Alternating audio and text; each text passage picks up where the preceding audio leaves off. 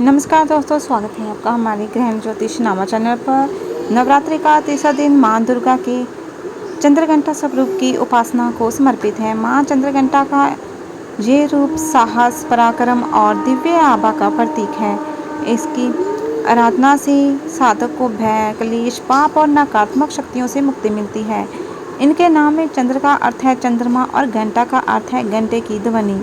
माता के मस्तक पर अर्धचंद्र की आकार की घंटी सुशोभित रहती है, इसी कारण वह चंद्र घंटा कहलाती है। माँ चंद्रघंटा का स्वरूप। माँ चंद्रघंटा का रूप अत्यंत तेजस्वी और अद्भुत है। इनके पास 10 भुजाएं हैं। इनके हाथों में शंख, धनुष, गदा, तलवार, कमल, त्रिशूल और अन्य दिव्य अस्त्र शस्त्र हैं।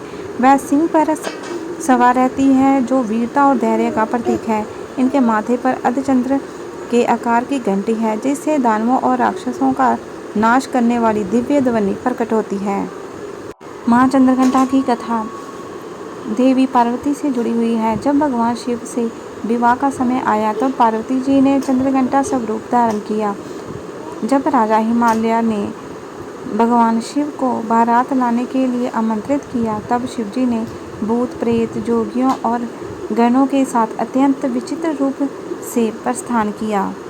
शिव जी का स्वरूप भस्म से लिपटा, मस्तक पर खोपड़ी की माला, जटाओं में सर्प और रुद्र रूप में था।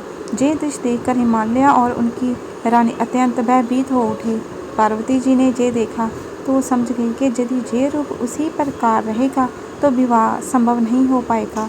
तब उन्होंने चंद्रघंटा का स्वरूप धारण कर शिव जी के हृदय को शांत किया और उन्हें सौम्य व दिव्य रूप में आने के लिए प्रेरित किया।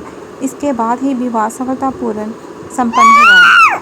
इसलिए माता चंद्रघंटा का स्वरूप शक्ति और सौम्य का संगम माना जाता है।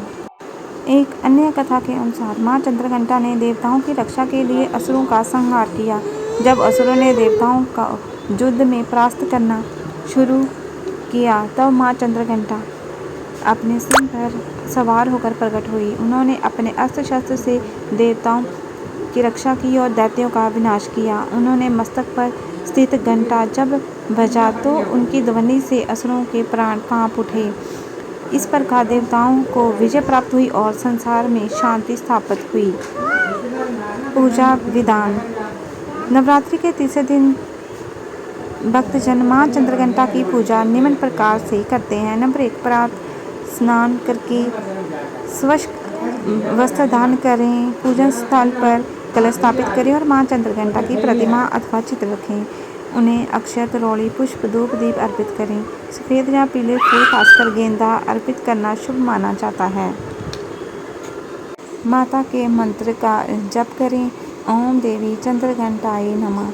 माता की आरती करके दिन भर उपवास या सात्विक भोजन से उनका ध्यान करें। माता चंद्रघंटा की कथा विस्तार से। एक समय की बात है, देव और दानवों में भीषण युद्ध हुआ। दानव अत्यधिक शक्तिशाली हो गए और उन्होंने देवताओं को चारों ओर से घेर लिया। देवता भयभीत होकर माँ पार्वती की शरण में पहुँचे। देवताओं ने कहा, हे माँ, आप ही हमारी रक्षा कर सकती हो। दानव हमें नष्ट कर रहे हैं, कृपा करके उनका संहार कीजिए। माँ पार्वती ने तुरंत चंद्रघंटा स्वरूप धारण किया।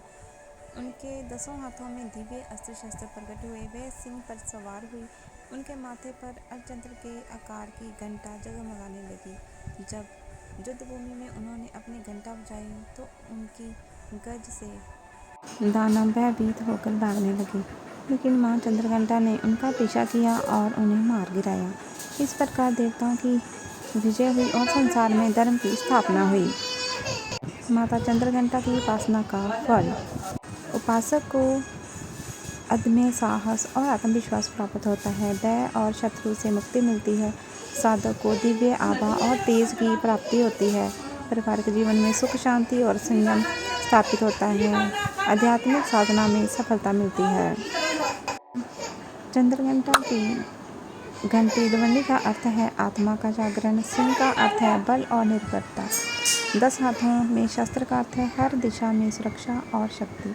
माथे का चंद्र शांति, शीतलता और संतुलन का प्रतीक है। यह रूप हमें सिखाता है कि जीवन में संघर्ष चाहे जितना भी बड़ा हो, यदि मन में शक्ति और धैर्य हो तो विजय निश्चित है। सामाजिक और सांस्कृतिक प्रभाव।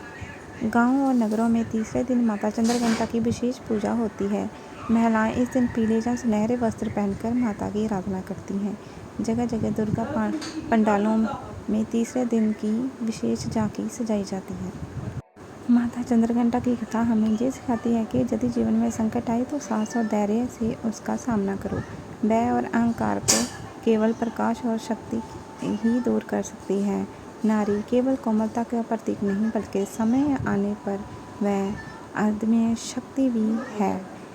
नवरात्र के तीसरे दिन माँ चंद्रघंटा की उपासना करके साधक को आत्मबल, निर्भरता और शांति का वरदान प्राप्त होता है।